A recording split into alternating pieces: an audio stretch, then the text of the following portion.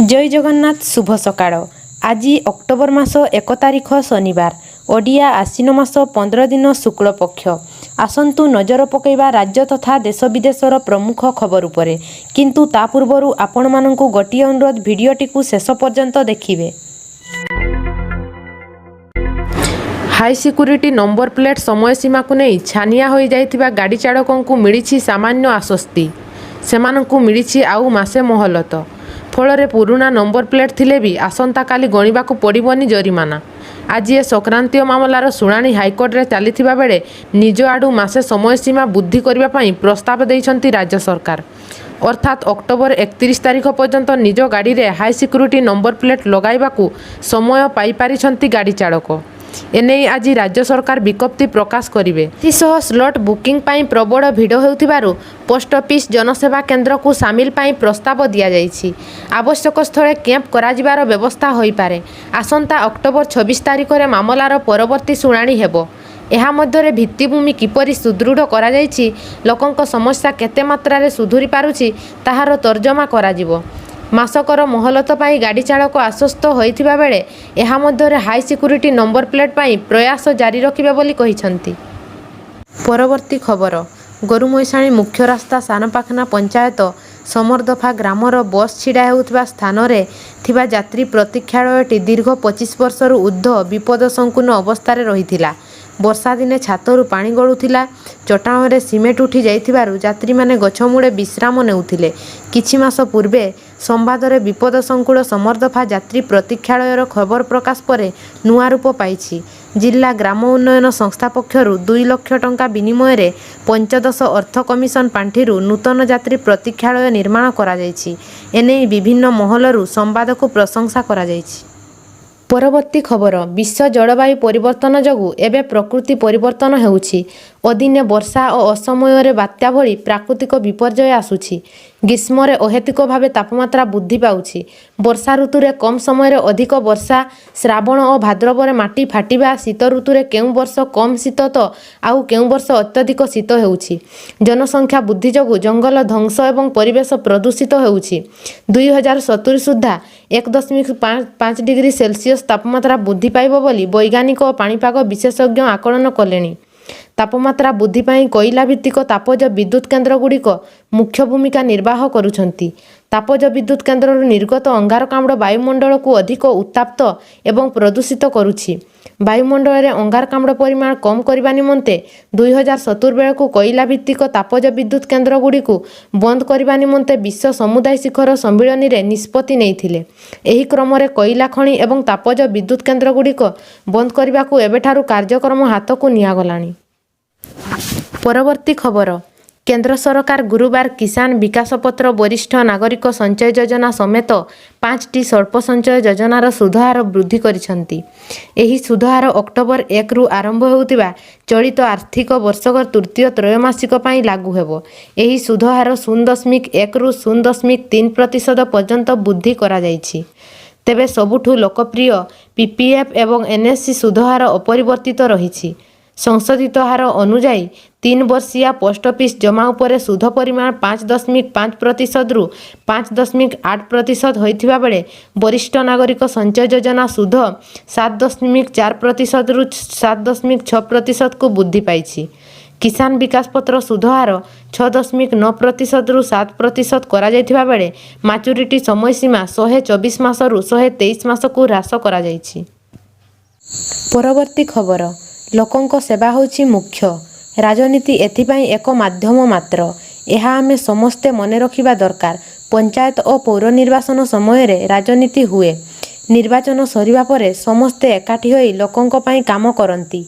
गांधी जयंती ठारू आरंभ होउथिबा बिजु जनता दलर जनसंपर्क पदयात्रा को सफल करने निमंते बरमुंडा पड़िया रे आयोजित प्रस्तुत बैठकर द्वितीय दिवस रे भर्चुआल माध्यम रे उद्बोधन देई मुख्यमंत्री नवीन पट्टनायक दलीय जन प्रतिनिधि और कर्मकर्ता माननकु एभली आह्वान देइछंती।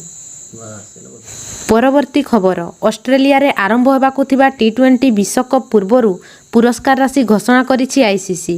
ବିଜୟୀ ଦଳଠାରୁ ଆରମ୍ଭ କରି ରନର୍ସ ଅପ୍ ଓ ଅନ୍ୟ ଦଳଗୁଡ଼ିକ କେତେ ଟଙ୍କା ଲେଖାଏଁ ପାଇବେ ତାର ତାଲିକା ଆଇସିସି ଜାରି କରିଛି। ଅକ୍ଟୋବର 16 ତାରିଖ ଆରମ୍ଭ ହେବାକୁ ଥିବା ଟି20 ବିଶ୍ୱକପ୍ 2ଟି ରାଉଣ୍ଡରେ ଖେଳାଯିବ ଓ ଏହା ନଭେମ୍ବର 13 ଯାଏଁ ଚାଲିବ।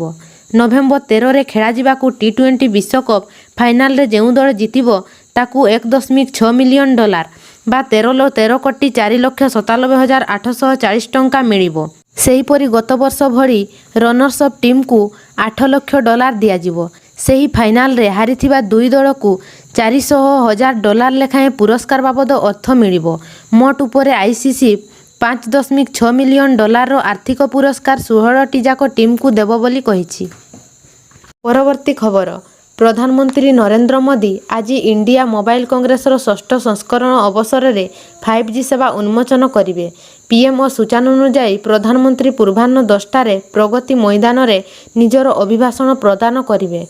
5G ସେବା ଶୁଭାରମ୍ଭ ସମୟରେ ରିଲାଏନ୍ସ ଇଣ୍ଡଷ୍ଟ୍ରିର ମାଲିକ ମୁକେଶ ଅମ୍ବାନୀ, ଏୟାରଟେଲର ସୁନୀଲ ମିତ୍ତଲ ଏବଂ ଭୋଡାଫୋନ ଆଇଡିଆର ମୁଖ୍ୟ ରବୀନ୍ଦ୍ର ଟକ୍କରଙ୍କ ସହ ଅନ୍ୟ ଶିଳ୍ପପତିମାନେ ମଧ୍ୟ ଯୋଗଦେବେ ବୋଲି ଜଣାପଡ଼ିଛି।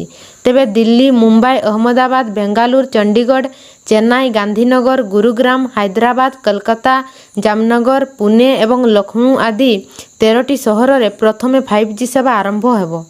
ପରବର୍ତ୍ତୀ ଖବର ଓଡ଼ିଶା ଖଦି ଓ ଗ୍ରାମୋଦ୍ୟୋଗ ବୋର୍ଡର ପୂର୍ବତନ ସଭାପତି ତେଜେଶ୍ୱର ପରିଡା ବିଜୁ ଜନତା ଦଳରୁ ଇସ୍ତଫା ଦେଇଛନ୍ତି।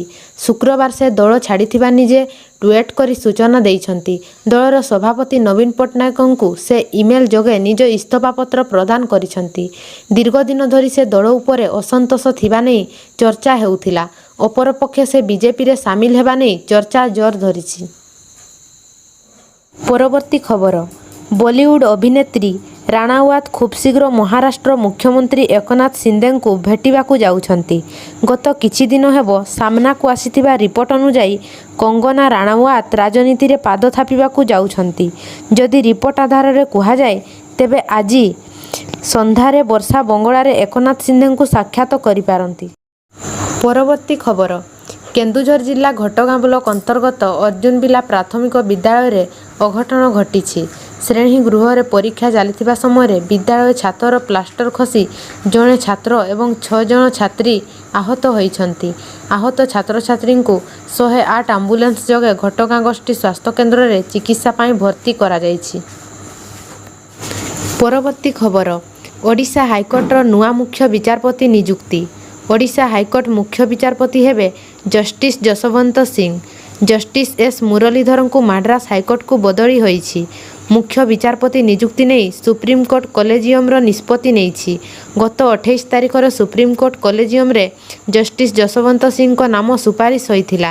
ଏବେ ଓଡ଼ିଶା ହାଇକୋର୍ଟର ବରିଷ୍ଠ ବିଚାରପତି ଅଛନ୍ତି ଜଷ୍ଟିସ୍ ଯଶବନ୍ତ ସିଂ। ପରବର୍ତ୍ତୀ ଖବର ଗଞ୍ଜାମ ଜିଲ୍ଲା ଭଞ୍ଜନଗର ଜଳସେଚନ ବିଭାଗ ବାଘୁଆ ପ୍ରକଳ୍ପର ସହକାରୀ ନିର୍ବାହୀ ଯନ୍ତ୍ରୀ ବିଷ୍ଣୁଚରଣ ସାହୁଙ୍କ ଘରେ ଭିଜିଲାନ୍ସ ଚଢ଼ାଉ।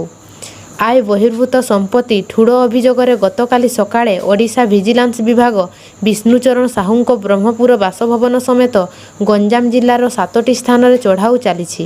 ଏହି ଚଢ଼ାଉରେ ଜଣେ ଅତିରିକ୍ତ ଏସ୍ପି, 4 ଜଣ ଡିଏସ୍ପି ଓ 9 ଜଣ ଇନ୍ସପେକ୍ଟର ଏବଂ ଅନ୍ୟ କର୍ମଚାରୀଙ୍କ ନେତୃତ୍ୱରେ ଏହି ଚଢ଼ାଉ ଜାରି ରହିଛି।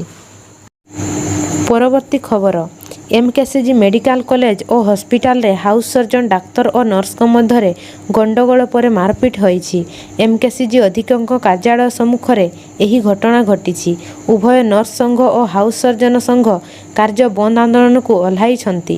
ଗତକାଲି ରାତିରେ କାଜୁଆଲିଟିରେ ଜଣେ ରୋଗୀଙ୍କ ରକ୍ତ ଶର୍କରା ପରୀକ୍ଷା କରିବାକୁ ହାଉସ୍ ସର୍ଜନ ଡାକ୍ତର କହିଥିଲେ, ହେଲେ ସେଠାରେ କାର୍ଯ୍ୟରତ ନର୍ସମାନେ ଶର୍କରା ପରୀକ୍ଷା କରିନଥିଲେ, ଯାହାକୁ ନେଇ ଉଭୟଙ୍କ ମଧ୍ୟରେ ପାଟିତୁଣ୍ଡ ହୋଇଥିଲା। ପରବର୍ତ୍ତୀ ଖବର ବିଲେଇ କାମୁଡ଼ି ଦେବା ପରେ ଡାକ୍ତରଖାନାରେ ଇଞ୍ଜେକ୍ସନ ନେବାକୁ ଯାଇଥିବା ମହିଳାକୁ କାମୁଡ଼ି ଦେଲା କୁକୁର। ଏହି ଘଟଣା କେରଳର ଭିଜିନାଝାମରେ ଘଟିଛି। ଅପର୍ଣ୍ଣା ନାମକ ମହିଳାଙ୍କୁ ବିଲେଇ କାମୁଡ଼ି ଦେଇଥିଲା। ସେ ଏକ ସରକାରୀ ଡାକ୍ତରଖାନାରେ ରାବିସ୍ ଟିକା ନେବା ପାଇଁ ଅପେକ୍ଷା କରିଥିଲେ। ଏହି ସମୟରେ ଗୋଟିଏ କୁକୁର ତାଙ୍କୁ କାମୁଡ଼ି ଦେଇଥିଲା। ସେ ଏକ ବେଞ୍ଚ ଉପରେ ବସିଥିବା ବେଳେ ତା ତଳେ ଥିବା କୁକୁର ତାଙ୍କ ଗୋଡ଼କୁ କାମୁଡ଼ି ଧରିଥିଲା। ସେଠାରେ ଉପସ୍ଥିତ ଥିବା ସ୍ୱାସ୍ଥ୍ୟକର୍ମୀ ତାକୁ କୌଣସି ଚିକିତ୍ସା ଯୋଗାଇ ନଥିଲେ। ପରେ ଅନ୍ୟ ରୋଗୀଙ୍କ ସମ୍ପର୍କୀୟ ତାଙ୍କ ସାବୁନରେ କାମୁଡ଼ା ସ୍ଥାନକୁ ସଫା କରିଥିଲେ। ସେଠାରୁ 15 କିଲୋମିଟର ଦୂରରେ ଥିବା ଅନ୍ୟ ଏକ ଡାକ୍ତରଖାନାକୁ ତାଙ୍କୁ ସ୍ଥାନାନ୍ତର କରାଯାଇଥିଲା। ସେଠାରେ ଅପର୍ଣ୍ଣାଙ୍କ ଚିକିତ୍ସା କରାଯାଇଥିବା ସୂଚନା ମିଳିଛି। ପରବର୍ତ୍ତୀ ଖବର, ଦେଶୀ ହୁଅନ୍ତୁ କି ବିଦେଶୀ, ପର୍ଯ୍ୟଟକଙ୍କୁ ଆକୃଷ୍ଟ କରିପାରୁନି ଓଡ଼ିଶା। ଅନ୍ୟ ରାଜ୍ୟ ତୁଳନାରେ ଆମ ରାଜ୍ୟର ପ୍ରଦର୍ଶନ ନୈରାଶ୍ୟଜନକ ରହିଛି। ସେପ୍ଟେମ୍ବର 27 ବିଶ୍ୱ ପର୍ଯ୍ୟଟନ ଦିବସରେ କେନ୍ଦ୍ର ପର୍ଯ୍ୟଟନ ମନ୍ତ୍ରାଳୟ ପକ୍ଷରୁ ପ୍ରକାଶିତ ଇଣ୍ଡିଆ ଟୁରିଜିମ୍ ଷ୍ଟାଟିଷ୍ଟିକ୍ ବା ଭାରତ ପର୍ଯ୍ୟଟନ ପରିସଂଖ୍ୟାନ 2022ରୁ ଏହା ସ୍ପଷ୍ଟ ହୋଇଛି। ଗତବର୍ଷ ସର୍ବାଧିକ ପର୍ଯ୍ୟଟକ ଆସିଥିବା ଟପ୍ 10 ରାଜ୍ୟ ଭିତରେ ଓଡ଼ିଶାର ସ୍ଥାନ ନାହିଁ। ଗୋଟିଏ ପଟେ ଓଡ଼ିଶା ପର୍ଯ୍ୟଟନର ବିକାଶ ହେଉଥିବା ନେଇ ରାଜ୍ୟ ସରକାର ଡିଣ୍ଡିମ ପିଟୁଥିବା ବେଳେ ଅନ୍ୟପଟେ ଏହା ଭିତରୁ ଯେ କେତେ ଫମ୍ପା ଶବ୍ଦ ବାହାରୁଛି ତାହା ସ୍ପଷ୍ଟ କରିଛି କେନ୍ଦ୍ରର ରିପୋର୍ଟ। ପରବର୍ତ୍ତୀ ଖବର, 68ତମ ଜାତୀୟ ଚଳଚ୍ଚିତ୍ର ପୁରସ୍କାର ଗତକାଲି ଅନୁଷ୍ଠିତ ହୋଇଛି। ଏହି ଅବସରରେ ବଲିଉଡର ସୁପରଷ୍ଟାର ଅଜୟ ଦେବଗନ ଶ୍ରେଷ୍ଠ ଅଭିନେତା ଭାବେ ପୁରସ୍କୃତ ହୋଇଛନ୍ତି। ଚଳଚ୍ଚିତ୍ର ତନ୍ମାଝି ପାଇଁ ଅଜୟଙ୍କୁ ଏହି ପୁରସ୍କାର ପ୍ରଦାନ କରାଯାଇଛି। ଏତଦ୍‌ବ୍ୟତୀତ ପ୍ରସିଦ୍ଧ ସଙ୍ଗୀତ ରଚନା ତଥା ନିର୍ଦ୍ଦେଶକ ବିଶାଲ ଭରଦ୍ୱାଜଙ୍କୁ ଡକୁମେଣ୍ଟାରୀ 1232 କିଲୋମିଟରର ଗୀତ ମାରେଙ୍ଗେ ତ ୱହିଁ ଜାକର ପାଇଁ ଶ୍ରେଷ୍ଠ ସଙ୍ଗୀତ ନିର୍ଦ୍ଦେଶକ ପୁରସ୍କାର ମିଳିଛି। ସୂଚନାଯୋଗ୍ୟ, ଜୁଲାଇ 22ରେ ଏହି ପୁରସ୍କାର ଘୋଷଣା କରାଯାଇଥିବା ବେଳେ ସେପ୍ଟେମ୍ବର 30 ଅର୍ଥାତ୍ ଗତକାଲି ପୁରସ୍କାର ପ୍ରଦାନ କରାଯାଇଛି।